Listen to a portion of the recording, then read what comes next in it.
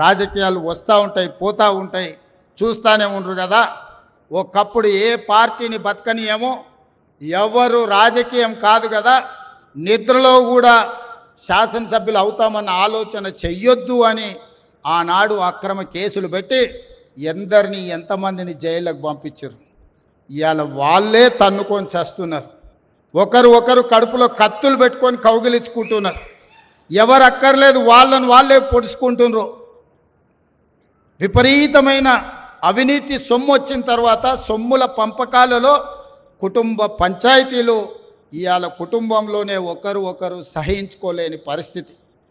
ఒకరి మీద ఒకరు యాసిడ్ దాడులు చేసుకోవాలని ఒకరిని ఇంకొకరు నవ్వుతూనే కడుపులో కత్తులు పెట్టుకొని కౌగిలించుకునే పరిస్థితులు ఈ రాష్ట్రంలో దాపురించినాయి.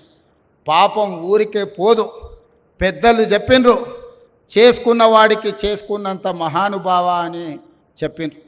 చేసిన పాపాలు ఎక్కడికి పోవు, ఖచ్చితంగా ఆ పాపాలు వెంటాడుతూనే ఉంటాయి. వాళ్ళు అనుభవించి తీరాల్సిందే.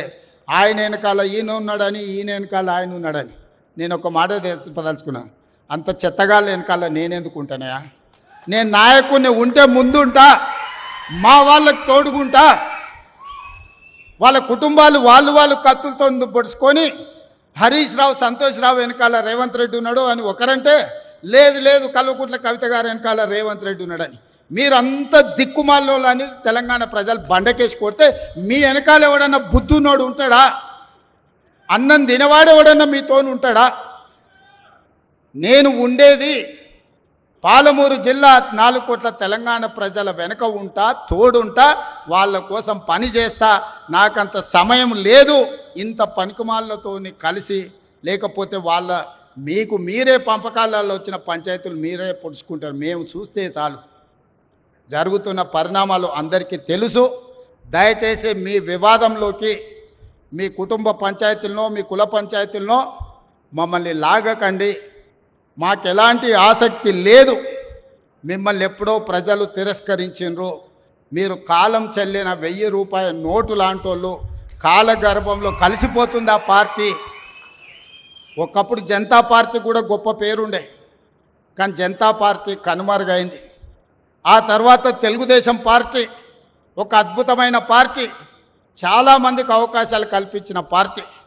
కొంతమంది కుట్రల వల్ల ఆ పార్టీ కూడా ఈరోజు తెలంగాణలో ఒక సమస్యను ఎదుర్కొంటుంది.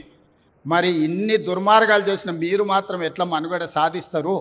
ప్రకృతి అనేది ఉంటుంది, ఆ ప్రకృతి శిక్షిస్తుంది. అందులో మనకి ఎవరికి ఏమాత్రం ప్రమేయం లేదు. రాజకీయాల వైపు చూడకండి మిత్రులారా. పాలమూరు జిల్లాను అభివృద్ధి చేసుకుందాం.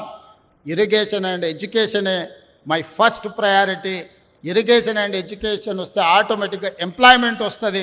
ఎంప్లాయ్మెంట్ వస్తే మనమే ఆదర్శంగా నిలబడతామని తెలియజేస్తూ మీ అందరి దగ్గర సెలవు తీసుకుంటున్న ధన్యవాదాలు మిత్రులారా.